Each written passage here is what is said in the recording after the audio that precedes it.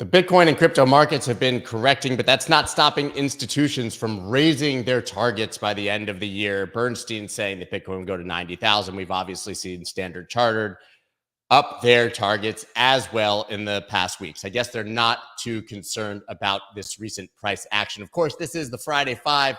The stories we'll be talking about, of course, Bitcoin price action, the SEC Debtbox debacle, Ethereum Foundation under scrutiny, Powell staying the course on inflation at the FOMC, ETF flows being flat and down, and BlackRock coming on chain in a major way. NLW and I present to you the Friday Five. Let's go. Let's go.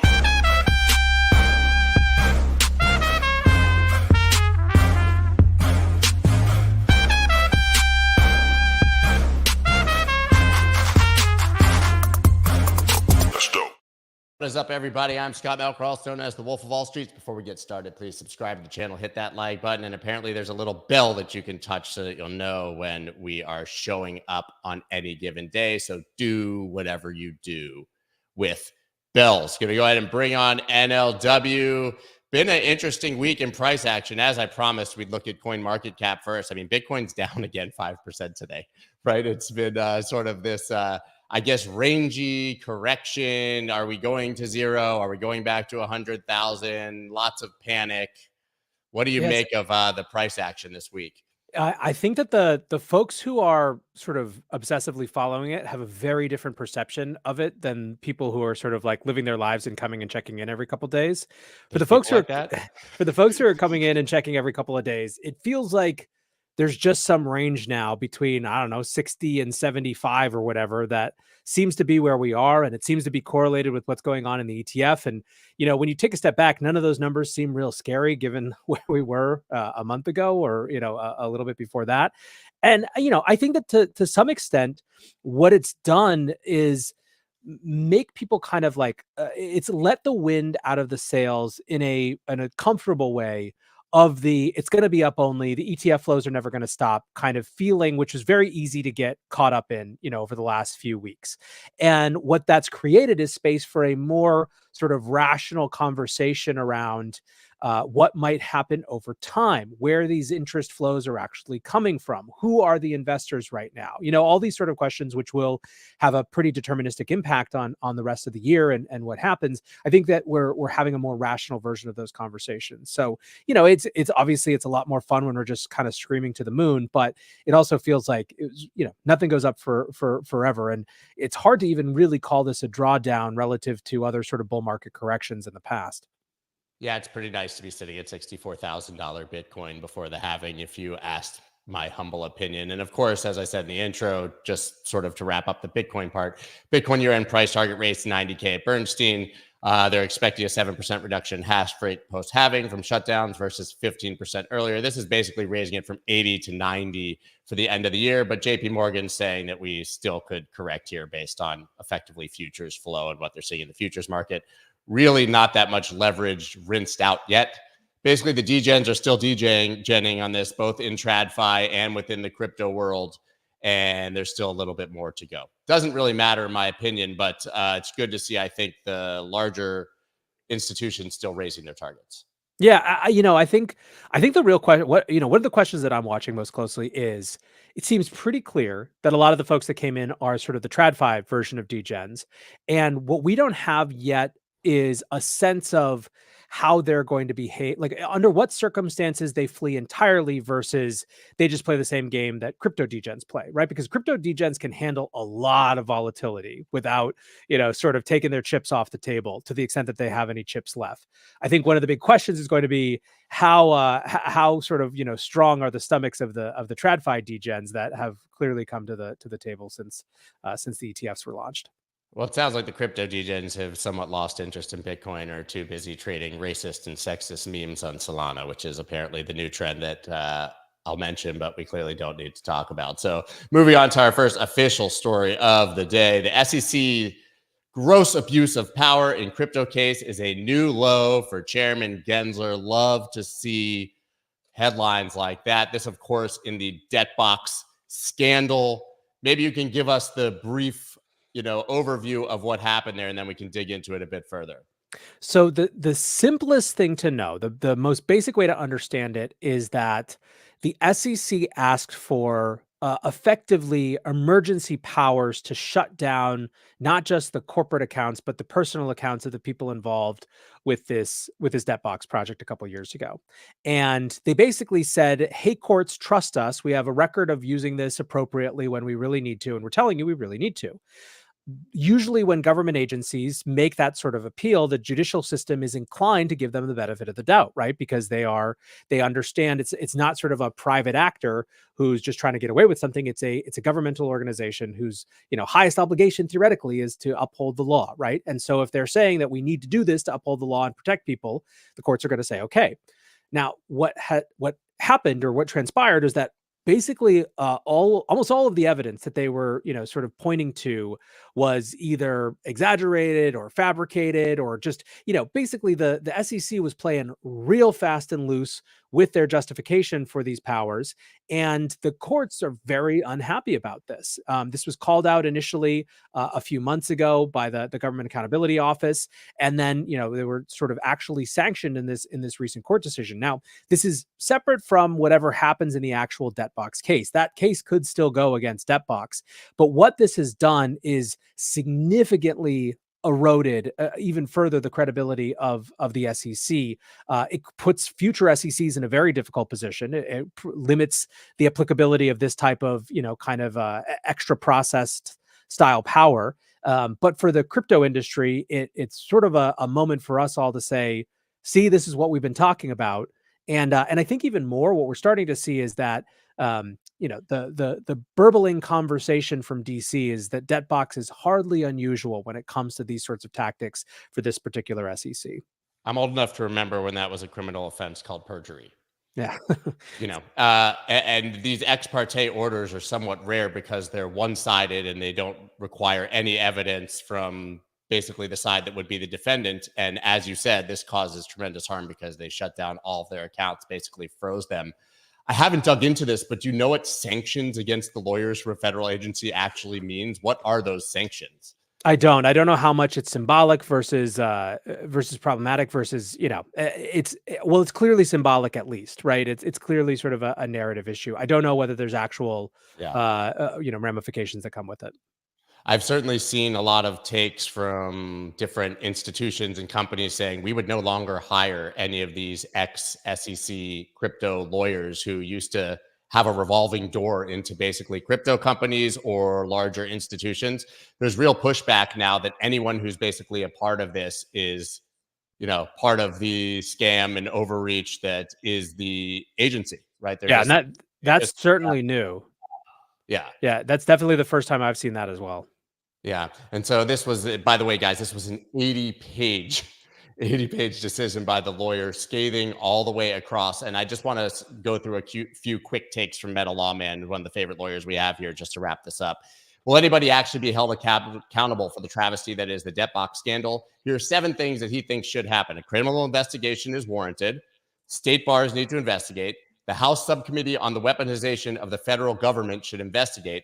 Congress should pause funding for the SEC's crypto enforcement program, right? Because we've seen repeated offenses effectively, and why would they continue to give them money for this overreach? SEC leadership should resign. This would happen at any company or agency, by the way, where something like this happened. It's a huge black mark. The SEC should pay for the damage, right? It absolutely destroyed this company and the people who are running it. And Operation Choke Point 2.0 should be terminated. So clearly, guys, this isn't a small deal. It's a small blip in the news cycle. But if you actually dig into it, there should be a hell of a lot more accountability for all of these bad actors in this case. I mean, they literally lied to make their case in federal court. Yep. I mean, it feels to me like the type of thing that will, had its media bump, and then it'll feel like it goes away, but it actually is probably going to be simmering in terms of its implication for quite some time. Absolutely. So the next story, Ethereum Foundation faces inquiry from a government. Fortune says SEC investigating ETH. Here's that Fortune story. SEC probing crypto companies' Ethereum investigation as hopes for ETF dim. It seems like they're conflating a lot of stories here. There's a lot of confusion as to when this actually started and what it's about, and it's extremely vague. Basically, they said a state authority without naming what authority or what state, right? This could be the the SEC of Djibouti, for all we know, right? It was very unclear, and went on to basically say that that's a reason that the ETH ETF would be denied, and this has to do with the SEC. It seems like we're putting together a bunch of thin strings here to have a coordinated sort of salvo of ETH FUD. Yeah, it's very thin.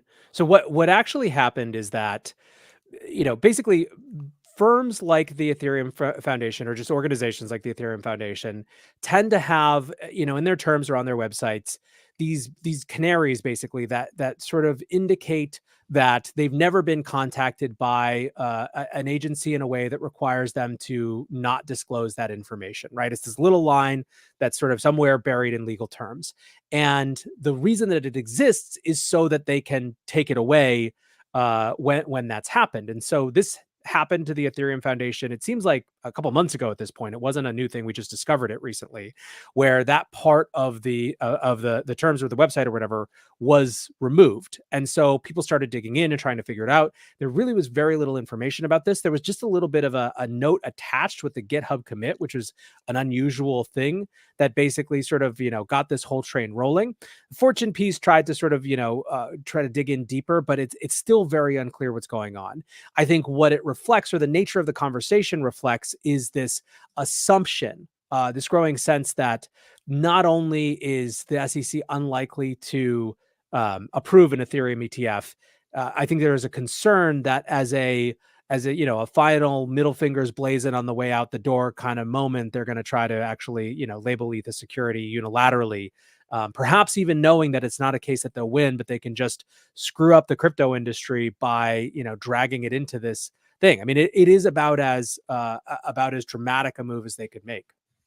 I mean, they have a history of doing this, right? We saw a number of altcoins, I believe it was 60 by the time they were done, passively named in lawsuits against Coinbase and Binance and others that were effectively deemed securities. The prices dumped because everybody feared it, and the government never had to prove anything. It wouldn't be a surprise, as you said, for them to just do this, put that mark on the record for however many years it takes to sort it out, and there would be uncertainty around Ethereum for a very long time. I mean, you read this article, though, it's so hyperbolic. The Securities and Exchange Commission is waging an energetic legal campaign to classify Ethereum, the second most popular cryptocurrency, as a security. According to U.S. companies that have received subpoenas related to an investigation. It's so, like I said, the evidence is so vague, but they're making this very strong assertion that what's happening is that the SEC is trying to label a security. I've seen no evidence of that. Paul Graywall, of course, from Coinbase. You guys should just check the thread. I'm not going to read it, but he laid out very clearly all the reasons that there's no way that Ethereum is a security. And we're reaching the statute of limitations here, 10 years from when it was actually launched. So this seems extremely weak, but nothing with this SEC, I think, would surprise us at all. The next story that we have here is the Fed. Fed stays on track for rate cuts with one eye on bumpy inflation. What many people viewed as a dovish meeting, with Powell indicating that we would get another 0.75 bips, 3 rate cuts potentially of 0.25 this year, to me was just a reiteration of the same thing he's always said, while people do mental gymnastics to figure out what's coming. What do you think? I think people were hyped up to and assuming that we'd get a much more sort of all guns blazing Powell, in part because, at the peak of the inflation cycle, he was so strenuous in his sort of, wanting to cool the jets of markets. I think that if you look more at like the last 6 months as a time frame, and read Powell's remarks in the context of his remarks during that period, it makes a lot more sense. Basically, you had the end of last year when things were looking really good, perhaps unexpectedly good. He basically said, we're not sure that we totally buy it being unexpectedly good. And effectively what this meeting said was him saying, we're not sure we buy it being unexpectedly bad, right? And so it's really just a kind of a smoothing out or averaging of those two marks. And, I think that they feel pretty confident of the course that they're on.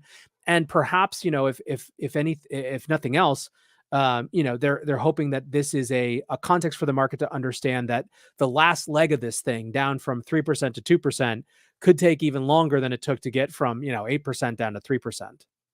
Yeah, I think that's an accurate take. But we do have some sort of precedents in other countries at the moment. Mexico cuts key interest rate for first time since 2021.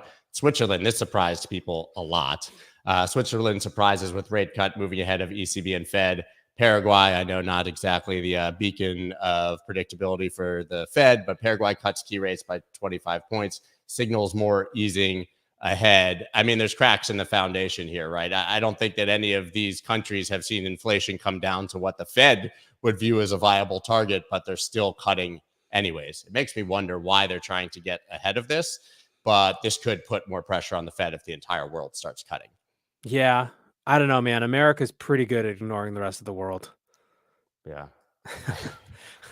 I think that's a fair assessment. And like I said, I mean, Powell just has not ever changed course. No. And if you remember last year, we actually used to have quite a bit of confusion from Fed governors. You would have 6 of them speaking in any given week, and one would be extremely dovish. And then you'd have the hawk come in, and one would say raising rates, one would say cutting rates. It seems they've actually gotten in line and been a lot quieter of late. It seems there's a lot more consensus in the Fed as to what they're going to do. Yeah, I mean, on that front, one of the things that the market was most encouraged by was that there were still, sort of the dot plot still expected 3 rate cuts this year. I think that people were, girding themselves for that to shift meaningfully, and it really didn't. I think there was only 2 governors that put it at any less than that 3. So, it's basically a stay the course moment.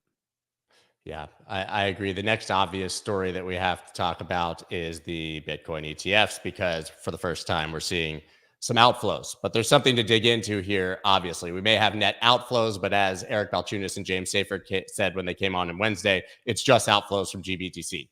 We actually haven't seen any outflows from the other 9. They've seen reduced inflows to some degree, but even with price correcting, each of them has seen inflows every single day. We're just seeing massive outflows again from GBTC, a huge uptick. There was a time at the beginning when we'd see 600, 700, 800 million a day from GBTC, which was predictable when the ETFs were first approved, because for various reasons, people were trying to get out of GBTC and into others or close that trade.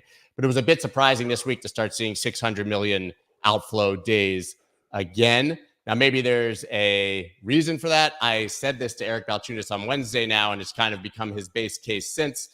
I basically said that it's almost over because there's probably something happening behind the scenes, an FTX unlock, a Genesis unlock, something like that. To me, seeing those huge numbers makes me expect that in 2 weeks, we hear some news from a bankruptcy authority that someone was approved to sell a lot of GBTC. And that's sort of what he's saying here now. But I mean, what do you make of the slowed inflows, which we cannot argue that's true, and the massive outflows again from GBTC here? The slow to inflows feel like that was inevitable. So that doesn't concern. I think that what's a little bit jarring about it, reasonably for people, is that we had this sort of period of increased inflows over the last couple of weeks, which didn't necessarily make it like there wasn't any really clear explanation for that, right? Like, look, if what had happened was sort of high inflows and then, they all kind of tapered off over time. They were steady for a while and then tapered off. And then Grayscale, same thing, high outflows all tapering off. Like that's kind of like what you would expect just at a natural state without any of these outside forces. What we saw was, big inflows to the other products, with a natural decline for a little while, but then a really righteous uptick where, the last couple of weeks were set records for the biggest inflow weeks, which didn't really have a good explanation either. That's, I think, what got people so up only forever kind of feeling. It's like, maybe it was a price driven thing where people just had to get in, and it could have been, right? It could have just been that there's some number of actors who are going to allocate some portion to the ETF, and some of them were laggards and they didn't get in the first 6 or 7 weeks. And then when shit got to 70, they were like, all right, I got to do this now in case it keeps going up, right? Totally possible. But I think that so it's not strange necessarily that after that we'd see a period of decreased inflows. I do think that the biggest question is certainly why the uptick in Grayscale outflows, and easily the Occam's razor simplest explanation is the one that you just gave, that someone was approved to do some big chunks. And, especially if we see that discontinue over the next few days or at some point, if it's a steady block and then all of a sudden it goes right back down, I think that'll be further evidence of that. Yeah, I can't really speak to the validity of this, but on-chain analysts, Genesis is back from the dead, taking down more than 16.8K Bitcoin, 1.1 billion in the last few weeks to 2 new addresses. Likely these coins are primarily sourced from GBTC outflow. So yeah, we do have a little bit of evidence at least that this could be happening, and it could be regarding Genesis. As to your point about the inflows, I think because of the sort of jagged trickle of unlocks for RIAs in different platforms, we're probably going to see massive spikes and then reductions on any given week. The same way that GBTC may have a fundamental reason for 3 or 4 days to have a major sell-off. Maybe when Carson Group comes online with 30 billion and starts talking about 3.5% allocations, you have a really good week. And then maybe the next week, no new RIAs come online and nobody has access. And you're just seeing the average retail person chugging along, buying their $10,000 worth of one of the Bitcoin spot ETFs, and that doesn't move the needle for a massive spike because that's consistent buying demand. That's really what I think. I think you're right. I think to me, it seems like the easy, most important question that we will learn at some point is when, at what point and for what reasons this new set of buyers actually leaves the product. Like what, is it because is there a certain price threshold at which they're just out? Is there, I mean, that's what we don't know. And that's going to have the sort of biggest shape in, I think, determining, how the ETF impacts things, in the long run. Right. Well, when you exclude GBTC, it's encouraging to see that Bitcoin can drop 15.5% and we're still getting net inflows. So it indicates that those new buyers didn't immediately paper lettuce or spaghetti hand, whichever analogy you like the best, their holdings. Right. Most of these are probably putting them in an IRA and don't even know that price corrected. It goes back to your initial point, actually, which is that we're all deep in this and we're checking price every day. But someone who bought 2 weeks ago, probably on average, if they bought in their IRA, doesn't even know that Bitcoin corrected. Yeah, I mean, humans are unbelievably good at adapting to new circumstances, both good and bad, which means that like we get bored at every price level incredibly fast, right? We forget the 18 months that things were, that could have died, and we're just like, I've been at 69 before. I don't want to be at 69 again. Whereas if you're not paying attention, like you're just sort of floating in vaguely impressionistic territory where like Bitcoin's like about as high as it's ever been. And the difference between 64 and 74 is totally irrelevant because you didn't buy it to do a sort of a short-term trade if you put it in your portfolio. And all these things are still pretty great, Yeah, you say, last time I checked, this thing was 17. Yeah. Wasn't this a scam? Oh my gosh, it's 64. I got to get in. Don't even know it was 74 last week. I totally agree. And the final story, which to me, I think everybody should be talking about, screaming from the mountaintop, BlackRock enters asset tokenization race with new fund on the Ethereum network. So obviously bullish for Ethereum. They seeded it with $100 million. So this is real. It's not some small change project, maybe small change for BlackRock. But Larry Fink has been on the roadshow talking about the tokenization of all assets now for well over a year. And they're actually doing it. And this is really interesting. It's called BUIDL, which I love, BUIDL, because they're becoming crypto degens and using memes as their tickers, which I think is pretty encouraging. But basically, this is backed by cash, U.S. Treasury bills, and repurchase agreements, and will provide yield paid out via blockchain rails every day to token holders. I mean, this is BlackRock creating a yield-generating product on Ethereum that pays out daily, and price didn't move. Yeah, well, I mean, the price didn't move because everyone who's in the crypto space who would know what this means is already allocated to the hilt. I think at this point, no one's got any dry powder left to pour into anything. But listen, it is always felt. It is. I don't know about you, but it's always seemed surprising that Wall Street wasn't more attracted to these tokenized schemes, just from the standpoint of like they create so many interesting opportunities from a pure financial engineering perspective, right? Like if you are an institution or an individual who is interested in finding different ways to put on different types of trades, to find different ways to put on different types of yield, God, what people were doing in DeFi for the last 4 years must have just made your mouth water if you were actually paying attention. So it's not surprising that finally they're actually trying to figure out a sort of a sanctioned version of this thing that complies with, sort of existing regulatory structures. But I think that it would be very easy to understate how landslide significant this will look in the future as the first of what's going to be everything. It just, at some point, nothing is not tokenized because it would be insane to interact with things in a different structure. It just offers so many benefits in terms of the opportunities that it creates. I think that the big question that, people have been skeptical for a couple of years is like what the actual impact on the price of the tokens on the chains that are used as infrastructure for these things is. That I don't think is there's a clear answer. I think that, people got perhaps a little bit excited. That's like, if you use Ethereum for these things, then Ethereum's price goes up. there's reason that you would sort of draw those things, but it's not going to be as straight clear as people allocating to Ethereum, for example. It was exactly my next point. This has always been the promise of blockchain technology, Bitcoin, but even beyond the tokenize everything ethos. But how you invest in that from an underlying, from an underlying layer one perspective, I don't know where that value ends up accruing, or by buying some token. But this will be the future. This will likely disrupt systems, and BlackRock's getting ahead of it. They just know, as you said before, that if you tokenize things, you can move them faster, you can collateralize them, you can earn this yield in a quote unquote safer manner. And I'm assuming that BlackRock probably has some form of insurance, unlike many other things in DeFi. So whether we like it or not, Wall Street is coming, and they're going to be using this technology into the future. Absolutely. No, it's a really interesting thing to watch, and it feels like the start of something. Let's put it that way. Absolutely, guys. That's all we got. We nailed it. 30 minutes. Boom. Quick show summarizing everything. Follow NLW, of course. Listen to the breakdown on a daily basis for another taste of what he's doing every single day. I think things are just continuing to get interesting. I'm really waiting to see what those inflows and outflows look like next week if we don't see another price rise and get some more FOMO. My instinct, though, is that the degens will keep degenning over in the meme coin market without us. That's almost a guarantee. Way over my head, man. All right, guys. Thank you. We'll see you next week. Bye.